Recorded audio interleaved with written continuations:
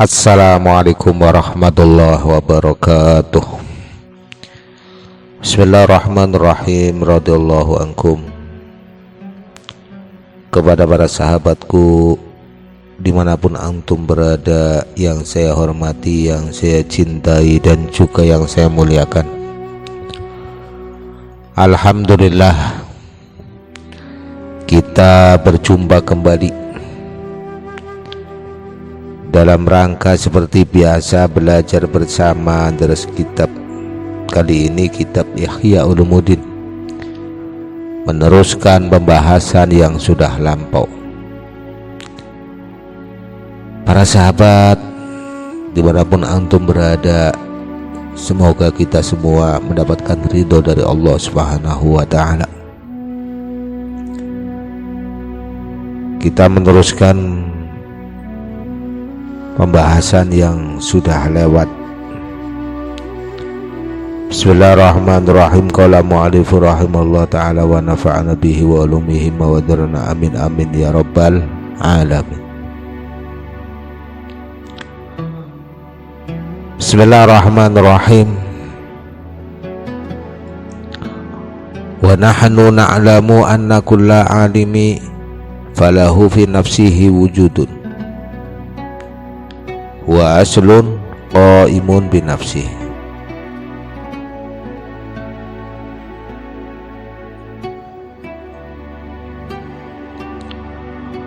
Wa nahnu na'lamu, dan kita mengetahui, anna kullu alimi, bahwa setiap orang yang berilmu, falahu fi nafsihi wujudun, memiliki keberadaan pada dirinya sendiri, huwa aslun qaimun binafsihi, yaitu sesuatu hakikat yang berdiri dengan dirinya sendiri.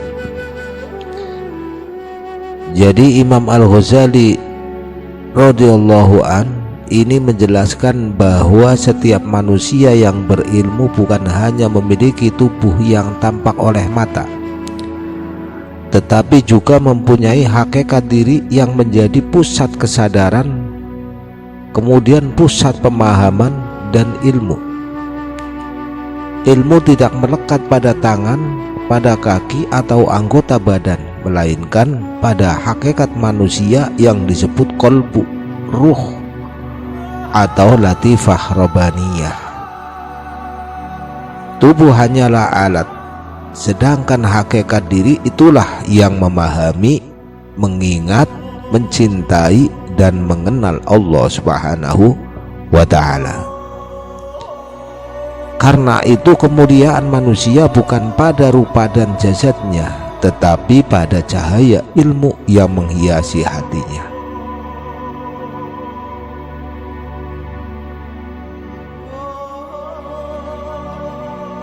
Ilmu adalah sifat yang menghiasi hakikat manusia. Tubuh hanyalah sarana, bukan sumber ilmu. Kemuliaan seseorang diukur dari ilmu dan ketakwaannya. Mengenal diri menjadi jalan untuk mengenal kebesaran Allah. Jadi di sini Imam Al-Ghazali radhiyallahu an ingin mengajak kita menyadari bahwa manusia bukan sekedar jasad yang bergerak, tetapi memiliki rohani yang mulia. Jika hanya sibuk merawat tubuh namun melupakan yang namanya hati, maka ia kehilangan bagian paling berharga dari dirinya.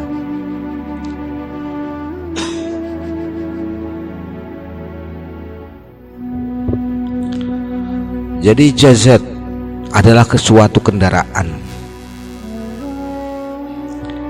sedangkan hati yang hidup dengan ilmu adalah pengendaliannya atau supirnya. Kendaraan yang indah tidak akan sampai ke tujuan bila tidak ada pengemudinya atau supirnya yang bijaksana. Setiap kali menghadiri yang namanya majelis ilmu, sesungguhnya bukan hanya telinga yang mendengar, tetapi hati sedang diberi oleh cahaya. Bila hati menerima cahaya itu dengan ikhlas, Sedikit demi sedikit ia akan menjadi tenang, lembut, dan semakin dekat kepada Allah Subhanahu wa ta'ala.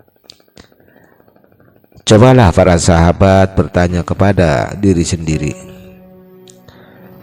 Tubuh kita semakin tua, rambut memutih, tenaga berkurang, namun apakah hati kita semakin dekat kepada Allah? Jangan sampai usia bertambah tetapi roh tetap lapar karena tidak diberi makanan berupa ilmu, zikir, dan amal soleh. Maka hadirilah majelis ilmu dengan hati yang ikhlas. Rawat hati sebagaimana kita merawat tubuh. Jangan merasa mulia karena penampilan, tetapi usahakan mulia karena ilmu dan akhlaknya. Maka biasakan muhasabah setiap hari agar hati tetap hidup. Tubuh manusia berasal dari tanah dan akan kembali menjadi tanah. Akan tetapi yang namanya ruh yang diterangi ilmu akan menghadap kepada Allah, membawa cahaya amalnya. Maka manusia sejati adalah yang membangun batinnya, bukan hanya memperindah lahirnya. Jangan sampai kita sibuk menghiasi yang namanya pakaian, rumah, dan kendaraan, sementara hati dibiarkan kotor oleh riya, dibiarkan kotor oleh hasad, dibiarkan kotor oleh ujub dan cinta dunia. Penyakit hati jauh lebih berbahaya daripada penyakit badan. Rasulullah SAW bersabda, "Man yuridillahu bihi khairu yufaqqahu fiddin." Man yuridillahu bihi khairan yufaqihu fiddin. Barang siapa yang Allah kehendaki kebaikan baginya, niscaya Allah akan memahamkannya dalam urusan agama. Semoga kita semua termasuk orang-orang yang diberi kebaikan itu. Allahumma amin ya rabbal alamin. Jadi hakikat manusia bukan hanya jasad yang tampak, tetapi hati dan ruh, hati dan ruh menjadi tempat ilmu dan makrifat kepada Allah Subhanahu wa ta'ala. Oleh sebab itu, makrifat kita ya, kepada Allah Subhanahu wa ta'ala, marilah kita jaga. Marilah kita memperbanyak menghadiri majelis ilmu, bersihkan hati dan menghiasi diri dengan akhlak yang mulia. Sebab jasad akan kembali ke tanah, sedangkan hati yang dipenuhi cahaya ilmu akan menjadi bekal menghadap Allah Subhanahu wa ta'ala. Kita lanjut. Wal ilmu sifatun khallatun fihi. Wal ilmu, dan ilmu, sifatun adalah suatu sifat khallatun fihi yang menetap pada dirinya. Setelah Imam Al-Ghazali radhiyallahu anhu menjelaskan bahwa manusia memiliki hakikat diri yang berdiri sendiri, beliau menerangkan bahwa ilmu adalah sifat yang menetap pada hakikat itu diri tersebut. Artinya ilmu ini bukanlah benda yang dapat disentuh, bukan pula bagian dari daging atau tulang. Ilmu adalah sifat yang Allah anugerahkan kepada hati dan akal manusia, sehingga ia mampu memahami, mampu membedakan yang benar dan yang salah, mampu mengingat dan mengambil suatu hikmah. Oleh sebab itu, seseorang yang memiliki ilmu tetapi tidak mengamalkannya berarti ia telah memiliki cahaya namun menutupinya dengan kelalaian. Sebaliknya, orang yang mengamalkan ilmunya akan membuat cahaya itu semakin terang dan membawa manfaat bagi dirinya maupun orang lain. Ilmu adalah sifat yang menghiasi hati manusia. Ilmu merupakan karunia Allah yang wajib disyukuri. Ilmu akan bertambah berkah apabila diamalkan. Hati yang bersih oleh cahaya itu lebih mudah menerima cahaya ilmu. Imam Al-Ghazali radhiyallahu an memberi isyarat bahwa yang perlu dihiasi bukan hanya pakaian dan rumah, tetapi juga hati. Hiasan hati yang paling mulia bukan emas ataupun kedudukan, melainkan ilmu yang bermanfaat dan diamalkan dengan ikhlas. Ilmu yang menetap di hati akan melahirkan suatu hikmah pada lisan dan amal pada anggota badan. Tetapi ilmu yang hanya berhenti, yang mandek di kepala, seringkali tidak mampu mengubah perilaku. Ketika Allah Subhanahu wa ta'ala memasukkan ilmu ke dalam hati seseorang hamba yang ikhlas, sesungguhnya Allah sedang memuliakannya. Maka jangan biarkan hati yang telah diberi cahaya itu menjadi gelap karena maksiat, karena riya, karena ujub, atau karena dengki. Maka para sahabat rahimakumullah, kita renungkanlah, mengapa ada orang yang sedikit ilmunya tetapi sangat menyejukkan ketika berbicara. Kemudian sebaliknya, ada yang ilmunya banyak namun ucapannya tidak menyentuh hati. Jawabannya karena keberkahan yang namanya ilmu tidak hanya diukur dari banyaknya hafalan, tetapi dari sejauh mana ilmu itu telah menyatu dengan hati dan diwujudkan dalam suatu amal. Belajarlah para sahabat dengan niat mencari ridho Allah. Amalkan setiap ilmu yang telah kita pelajari walaupun sedikit. Jagalah hati dari penyakit yang menghalangi keberkahan ilmu. Mohonlah kepada Allah agar ilmu yang dimiliki menjadi ilmu yang bermanfaat. Ilmu bukan sekedar informasi yang memenuhi akal, melainkan cahaya yang menghidupkan hati.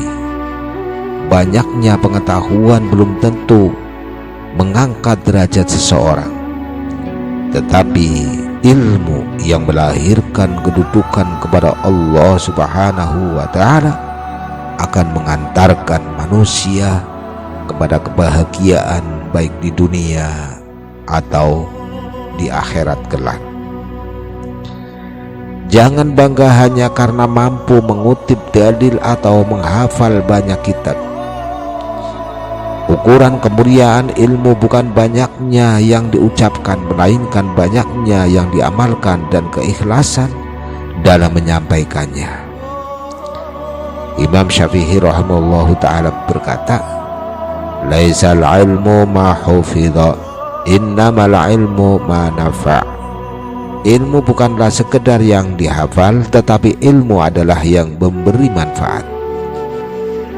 Semoga Allah Ta'ala menjadikan kita semua diberi ilmu yang kita pelajari sebagai cahaya yang menerangi hati, lisan, dan amal kita. Amin ya rabbal alamin. Di bagian ini mengajarkan bahwa ilmu adalah sifat mulia yang Allah letakkan di dalam hakikat diri manusia. Karena itu ilmu harus dijaga dengan keikhlasan, disucikan dengan penyakit hati, dan dibuktikan dengan amal. Ilmu yang menetap di hati akan menjadi cahaya yang menuntun seseorang hamba menuju ma'rifat kepada Allah dan keselamatan di akhirat kelak. Kita lanjut. Wasifatu ghairul mausufi.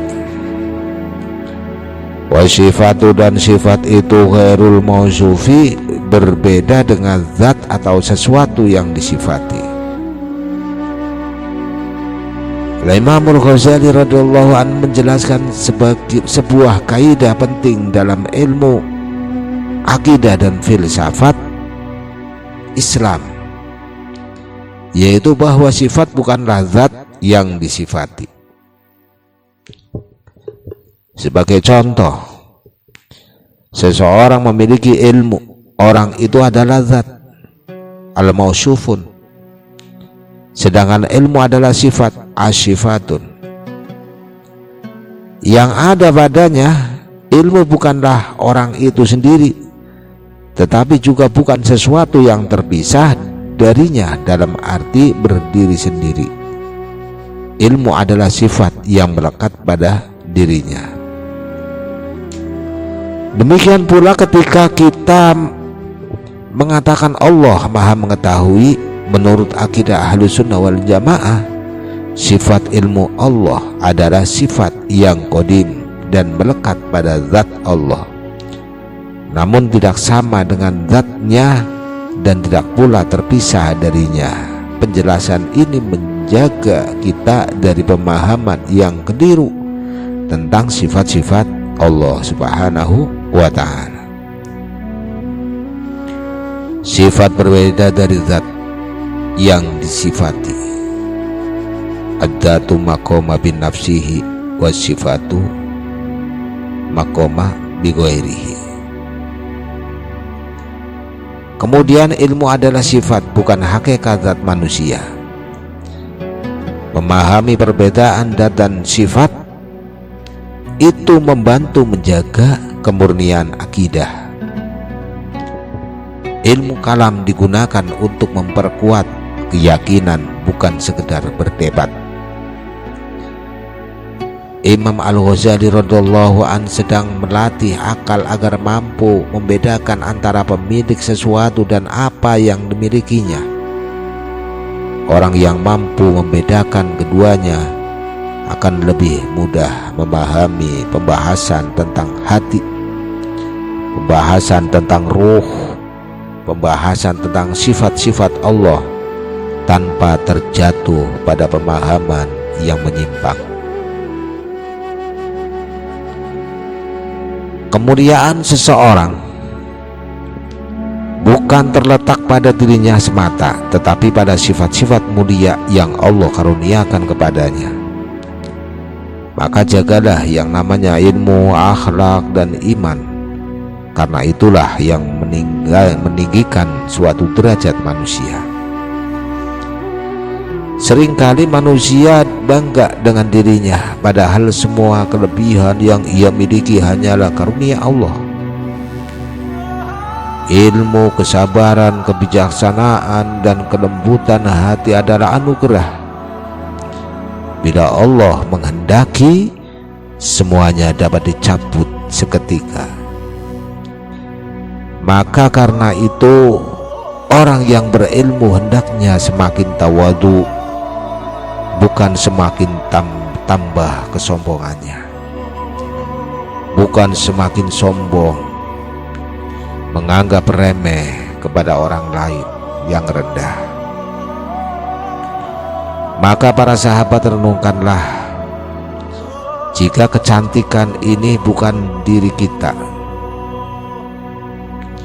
kekayaan bukan diri kita, jabatan bukan diri kita, bahkan ilmu pun merupakan sifat yang Allah titipkan. Lalu apa yang pantas untuk kesombongan? Atau yang pantas disombongkan? Apa yang pantas kita sombongkan? Kesadaran ini melahirkan kerendahan hati dan rasa syukur yang mendalam. Jangan merasa paling pandai karena ilmu adalah amanah dari Allah Subhanahu wa ta'ala. Gunakan ilmu mengabdi, bukan untuk mencari pujian. Bersyukur atas setiap kelebihan yang Allah berikan. kemudian hormati orang lain, karena setiap orang memiliki karunia yang berbeda-beda. Zat adalah hakikat keberadaan, sedangkan sifat adalah kesempurnaan yang tampak pada keberadaan itu. Semakin baik sifat seseorang, semakin tampak kemuliaan dirinya. Namun seluruh sifat yang dimiliki makhluk tetap bergantung kepada Allah, Sang Pemberi segala kesempurnaan. Maka jangan sampai yang namanya ilmu yang dipelajari hanya membesarkan ego. Ilmu yang benar justru membuat seseorang semakin mengenal kelemahannya dan semakin tunduk kepada Allah.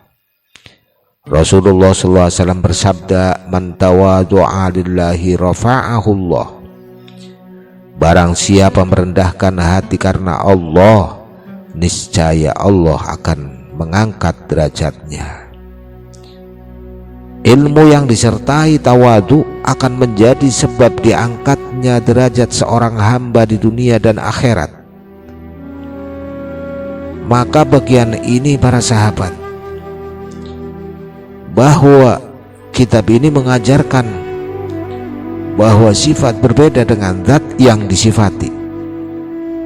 Kemudian ilmu adalah sifat yang Allah anugerahkan kepada manusia, bukan hakikat dirinya.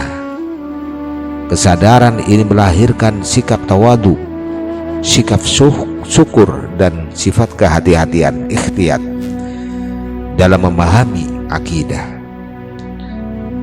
Maka semakin dalam seseorang memahami hakikat ini, semakin ia menyadari bahwa seluruh kesempurnaan berasal dari Allah Subhanahu wa ta'ala.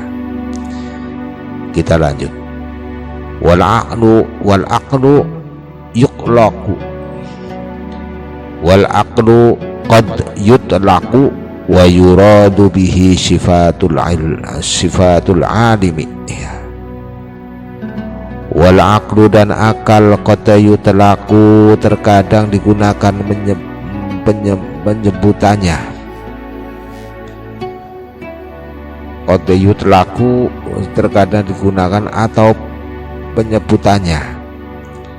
Wa yuradu bihi dan yang dimaksud dengannya sifatul alimi adalah sifat orang-orang yang berilmu. Al-Imam Al-Ghazali radhiyallahu anhu menjelaskan bahwa yang namanya kata akal tidak selalu dimaksudkan sebagai sesuatu yang berdiri sendiri. Dalam sebagai pembahasan, akal digunakan untuk menyebut yang namanya sifat yang dimiliki oleh orang yang berilmu, yaitu kemampuan memahami, membedakan yang benar dan yang salah, mengambil suatu pelajaran, dan menimbang akibat dan suatu perbuatan.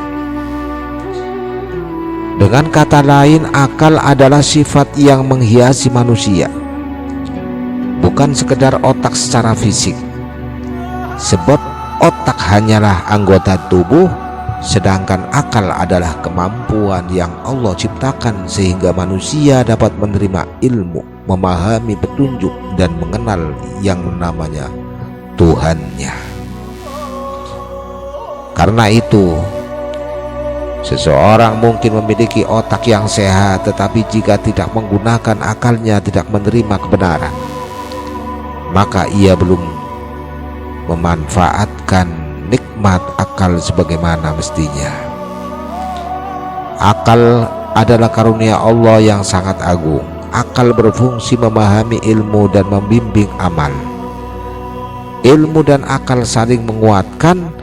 Akal yang benar akan membawa seseorang kepada ketakwaan. Al-Imam Al-Ghazali radhiyallahu anhu ingin menunjukkan bahwa kemuliaan akal bukan karena kecerdasannya semata, tetapi karena akal dipakai untuk mengenal Allah dan menaatinya. Akal yang menjauhkan seseorang dari Allah Subhanahu wa ta'ala bukanlah akal yang membawa keselamatan.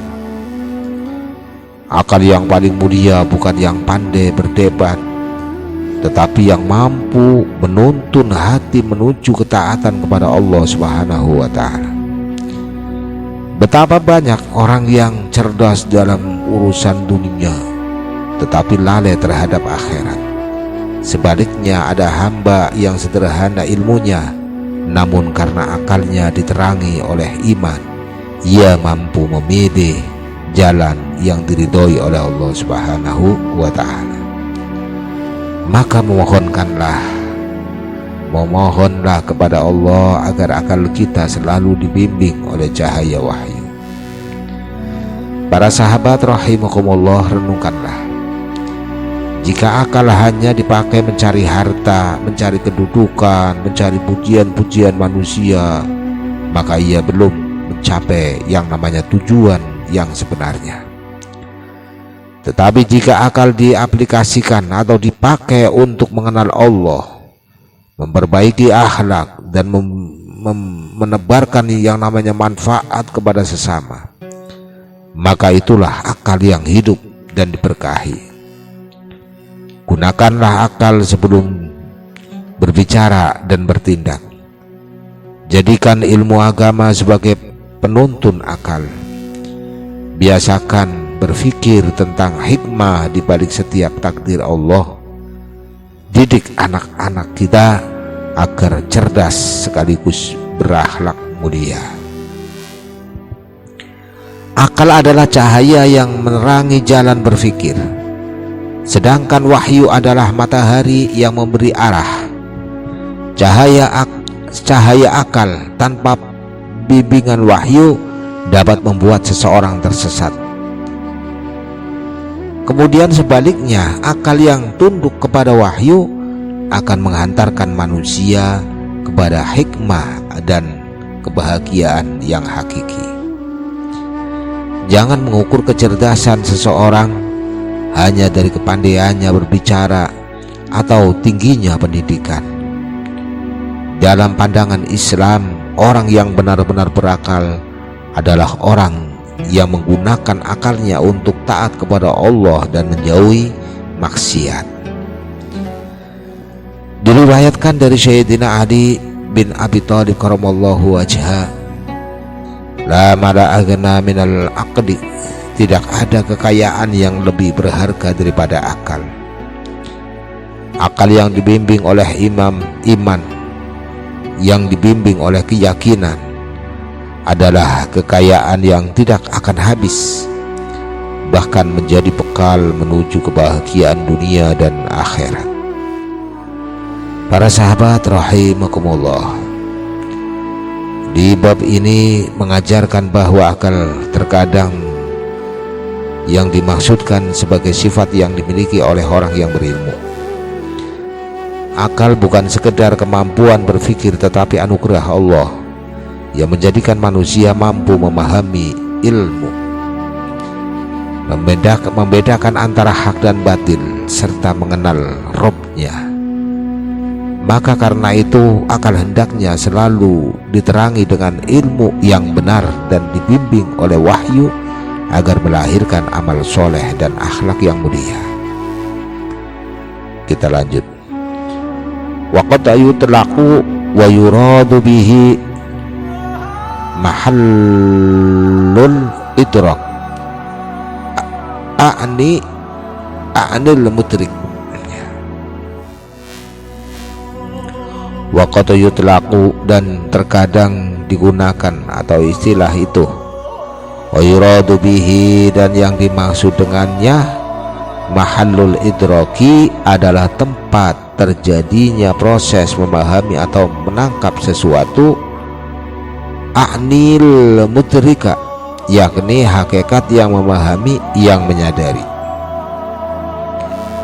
Jadi Al-Imamul Ghazali radhiyallahu an menerangkan bahwa kata akal terkadang bukan dimaksudkan sebagai sifat, melainkan sebagai hakikat yang memiliki kemampuan memahami.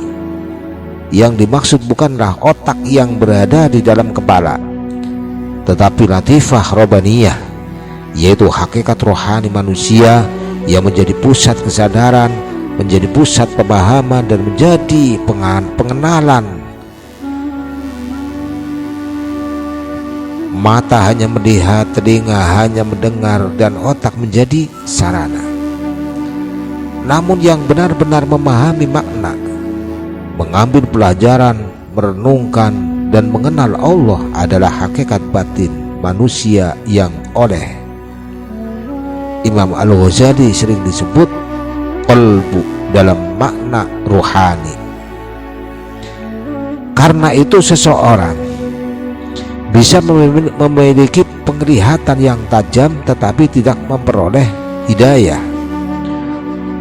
Pandangannya luas, mata batinnya luas, tapi tidak memiliki hidayah, tidak memperoleh hidayah. Dia tenggelam dalam suatu persekutuan dengan bangsa makhluk gaib yang namanya jin, sehingga bisa melihat hal-hal gaib tajam tapi tidak diberi hidayah. Sebaliknya ada orang yang penglihatannya terbatas, namun hatinya dipenuhi cahaya sehingga ia memahami yang namanya kebenaran, yang namanya hak tetap hak, yang batil tetap batil. Akal memiliki beberapa pengertian menurut para ulama.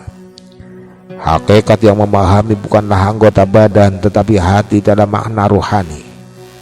Anggota tubuh hanyalah alat untuk memperoleh informasi, sedangkan cahaya hidayah masuk ke dalam hati yang bersih.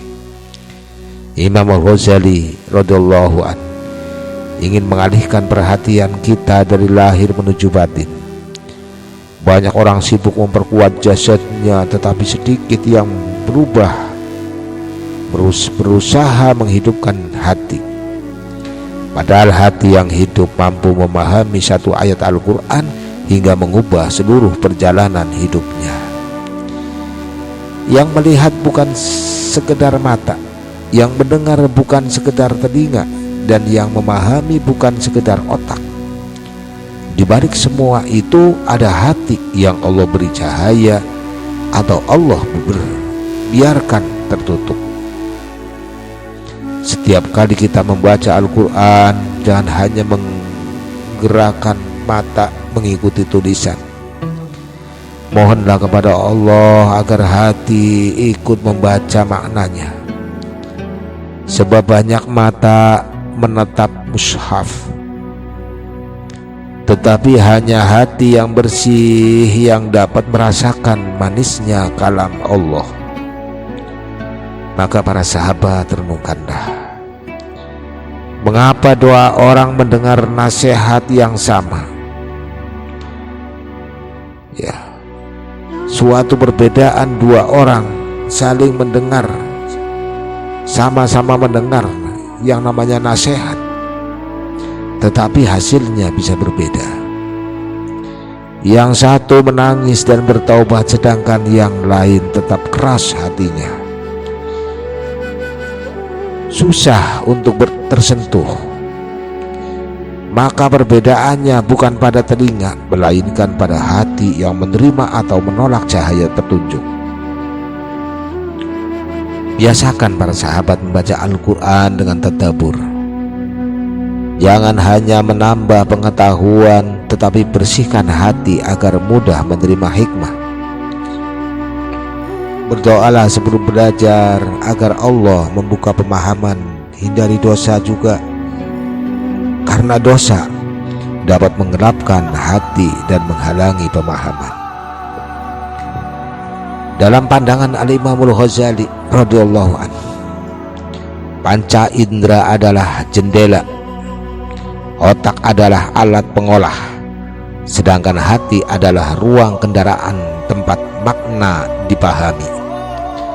Oleh karena itu, kesempurnaan manusia bukan terletak pada tajamnya indera semata, tetapi pada kehidupan hati yang menerima cahaya kebenaran. Jangan mengira bahwa banyak membaca pasti menghasilkan pemahaman yang mendalam.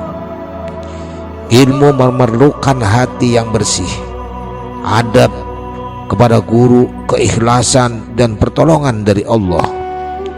Tanpa itu, ilmu bisa berhenti sebagai informasi, tidak berubah menjadi hikmah. Allah Subhanahu wa ta'ala menjelaskan di dalam Al-Quran, Inna fi dzalika ladzikra liman kana lahu qalbu aw alqat sam'a wa huwa syahid. Sesungguhnya pada yang demikian itu benar-benar terdapat pelajaran bagi orang-orang yang mempunyai hati atau yang menggunakan pendengarannya sedang dia menyaksikan dengan penuh perhatian. Ayat ini mengingatkan bahwa yang paling penting bukan hanya mendengar, tetapi memiliki hati yang hidup sehingga mampu menerima peringatan. Para sahabat rahimakumullah, di bab ini mengajarkan bahwa akal terkadang dimaksudkan sebagai hakikat yang memahami al-mudrik, yaitu hati dalam makna rohani yang menjadi pusat kesadaran manusia. Mata, telinga, dan otak hanyalah sarana, sedangkan yang menerima hidayah dan mengenal Allah adalah hati yang diberi oleh cahayanya. Oleh karena itu, selain menuntut ilmu, kita juga harus senantiasa membersihkan hati agar ilmu berubah menjadi hikmah dan mengantarkan kita kepada ma'rifatullah. Para sahabat rahimakumullah, alhamdulillah pada hari ini kita tidak melanjutkan kajian kitab Ihya Ulumuddin karya Hujatul Islam Al-Imam Al-Ghazali rahimahullah. Dari bagian ke bagian kita sudah mengajikan atau melanjutkan kajian tersebut, telah memahami bab demi bab.